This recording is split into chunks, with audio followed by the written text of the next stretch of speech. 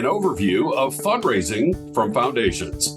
Hi, I'm Bill Stanczykiewicz. This is the first day from the Fundraising School, and I'm joined today by the co-authors of Chapter 38 in Achieving Excellence of Fundraising, the 5th edition, and that chapter is an overview of grant-making foundations. Our co-authors are Dr. Angela Logan and Dr. Pat Danahay-Janin. And Angela, thanks for being with us on the Fundraising Schools podcast. Great to be with you today, Bill. And Pat, great to have you as well. Thanks so much. Happy to be here. And we need to note that the book would not have happened without Pat managing and directing the 4 co-editors of that wonderful 5th edition of Achieving Excellence in Fundraising. Angela, let me start with you. Where should fundraising from foundations fit into the broader fundraising plan? It's a great question, Bill. And I would say that foundations should be a part of any nonprofit's approach to their overall fund development plan, but it shouldn't be the primary source. One of the challenges that nonprofits can run into is that foundations may have different leadership, different staffing, different directions. And if they put all of their eggs in the foundation basket, that could become problematic. Pat, could you continue that line of thought? Because I know all of us, the 3 of us, have been in the sector for a long time, and we can see nonprofits who think that foundations can be just, the magic wand, the big solution because it's a big number. How do you feel nonprofits should keep foundation fundraising in proper context? Yeah, thanks, Bill, for asking that question. I think foundations, as Angela said, need to be part of the overall fundraising program. The numbers may seem big, but the cultivation of foundations takes a lot of work and a lot of time. And it needs to be seen as something that is a relationship, a back and forth between the nonprofit organization and the individual foundation or foundations. Some foundations give out large grants. A lot of foundations give out much smaller grants, but that can be equally important for a nonprofit organization.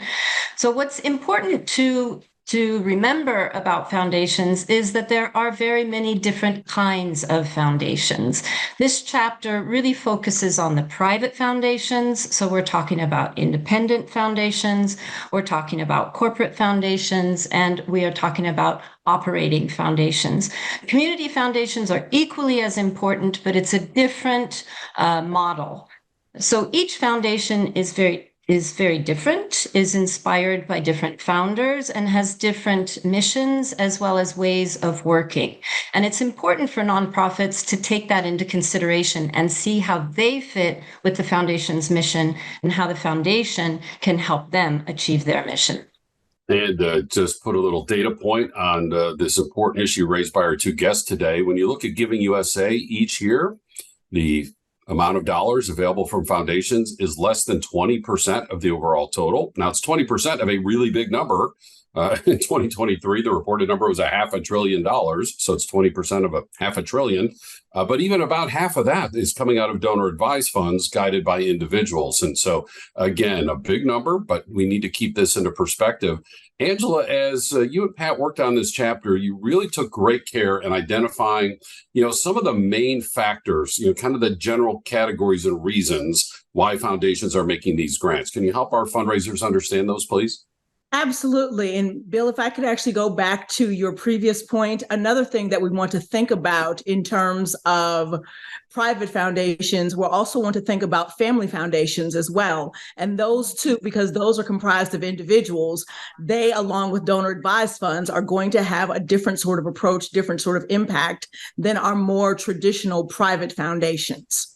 But as we think about the different types of foundations, we know that there are private foundations, including corporate giving arms from for-profit entities, as well as I just mentioned, family foundations, which have their own unique set of opportunities, particularly as nonprofits are looking to have conversations with the staff and in some cases, the family members who are still on some level, depending on what generation it is, highly involved in the grant making decisions. And so that becomes a really interesting sort of dynamic. The other thing that we want to think about in terms of private foundations is, depending on the governing documents of that organization, the staff is going to play a role, but ultimately those decisions are going to be made by the board of directors, and that can play a significant role and have a tremendous impact on the decision making that goes on. Speaking as a former program officer at a private foundation, staff can have great influence, but at the end of the day, we don't make the final decision. And a wonderful distinction there that Angela's providing for us. A private foundation, especially one that's a bit larger, has staff or interacting with those staff. A family foundation where the founders or maybe their immediate descendants are running the foundation, you're meeting with the family members. And these are things we need to learn about as we're doing our research. Pat, you talk about that sometimes foundations want to be first. They want to set the agenda. Other times, they want to support what's happening. And through it all, there can be this consistency of strengthening the community. How do I understand these factors as I fundraise for foundations? That's a really good point. Foundations have different, I would call them approaches to what they're doing. So just like you mentioned, some foundations are agenda setters. They want to be catalytic. They want to be at the forefront of issues. So they may consider themselves as change agents. They also most likely have a higher risk profile. Internally, they're ready to take more risks on projects or programs. Then you might have other foundations that really want to look to the nonprofit leaders and say, you tell us what you need to do, and we want to support you in your efforts in the community. So you tell us what is important to the community. We're going to listen to them, and you're going to show us the way. And finally, and this is what research has shown, you might have community builders. They're very attentive to community needs. So they're going to be looking at gathering stakeholders together, listening to them, trying to understand what will move a community or an issue forward in a community. So each foundation or set of foundations may have a different approach and a different profile that fundraisers should be attentive to, depending on their project or what they have in mind. Foundations publicize their guidelines, almost all of them entirely online. Back in the day, we used to get the hard copy books that we kept on our shelves. Thanks to the internet, we don't have to do that anymore. And Angela, the chapter lays out kind of 6 steps that are necessary for approaching foundations with a grant proposal. And the top one is research. And I just want to ask you, from your own experience as a program director in a foundation, how many times did you just want to say, that's not us? You should have done your research. Is this a common mistake that you see in the nonprofit sector? Bill, if I had a nickel for every time I mumbled that phrase, we would be having this conversation from my private island. And it's just a matter, I said to applicants, as well as say now to my current grad students, the number one reason why a foundation will not support the work of a nonprofit, you didn't read the directions. Did you look? We tell you it's hidden in plain sight. We tell you what we're looking for. In our grant guidelines, they're going to be on the website. It will show you what are the things that the foundation will fund and what are the things that the foundation doesn't fund. Often foundations will also have on their website their past awards. So we generally know that past is prologue. So if they funded in that area before, chances are they'll fund in that area or something similar to that again. And so it's imperative for nonprofits to actually do a little homework, do a little digging, because the information is out there. And even looking at how a funder frames their request for proposals, they're leading you into what they're looking for in this request. That's why I said it's hidden in plain sight. But too often we have this, nonprofits will have this great idea. Now, to be fair, if a nonprofit came to a funder and said, we have a cure for the common cold, even though it's not in their giving guidelines, if it's, as Pat mentioned, if they want to be the kind of foundation that's leading the pack, they'll put some things aside, but it has to be a magic bullet that will transform society for a funder to go outside their giving guidelines or go beyond the type of funding they've done in the past. And until and unless that happens, we'll be visiting Angela on that private island, especially during the Indiana winter. That's a great thought. Pat, when we think about foundations too, I mean, there are times when they say, don't call us, we'll call you. We do not accept unsolicited proposals. Or there are other times they say, hey, first send us a letter of interest, a letter of intent, and then we'll let you know if we want to proceed further. But if we get into these deeper steps, how important is it to form relationships with the people who work in foundations? We do that when we're raising money from individuals. Is the foundation just this organization, or what approach as a fundraiser do I need to take to form relationships, like when Angela was a program manager at the foundation, with the people who are working there? Yeah, it's really important to form relationships with foundations. Yes, it is an organization, but it's made up of people. And depending on the profile of the organization, you may have a number of people who are looking at these different grant proposals when they move through the system. So it's important to, like Angela said, do your research, look at the history, the program areas, the grant application process, know about how this foundation works. Then it's also important to see where the alignment is between the foundation and your own nonprofit organization. What does that alignment look like? How can you describe it? How do you see it? And where do you see the foundation working where you might actually be able to encounter someone from the foundation or another grantee who has received funding to better understand their process? How might you inform the foundation of your organization's activities on a general level and your specific interest in what you're seeking a grant for?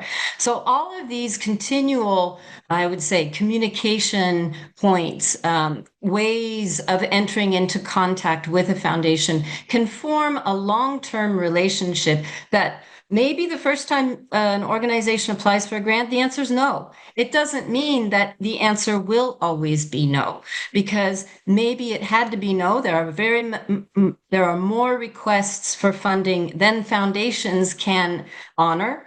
So therefore they have to say no. But it can also give you the time to either advance in your project or perfect your approach, increase your communication, and develop this relationship.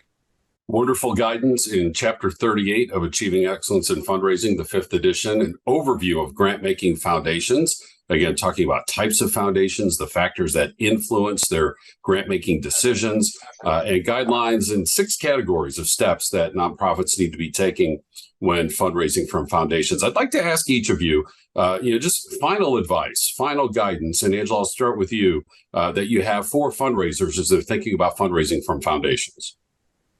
One of the biggest tips to piggyback on Pat's last point is one of the things I often tell my students is that I ask the question, how many of you in general give money to strangers? Very rarely do we give money to strangers. And so it's about building a relationship. And the other piece of advice that I often give is that foundations need nonprofits as much as nonprofits need foundations. Foundations are required by the IRS to give away a certain percentage of their endowment annually. So they need nonprofits to help them fulfill their mission. So if your mission is aligned with the foundation's mission, that's a good first step in building and starting the relationship and opening a door to having a conversation. Pat, how about yourself? Words of advice for fundraisers as they pursue grants from foundations? Yeah, I think my main word of advice is look at the relationship of the foundation to the community that the nonprofit is working in, and see how present the foundation is. Also, look at the foundation within the larger context of foundations. We have a lot of foundations that group together around themes.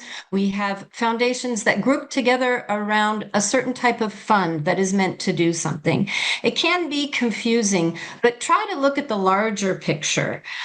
A second point I would like to make is if you're looking for a local action, look for a local foundation. If your action is more on a regional or a national level, then you can start looking at regional or national foundations that are active on those levels. But make sure that your request is in alignment with the size and the scope of your project. Good practical advice, Pat. Thank you so much. And Angela, I just want to echo your point as well about how foundations and other nonprofits need each other. At the fundraising school, we teach fundraise with confidence, fundraise with pride, don't fundraise with apology.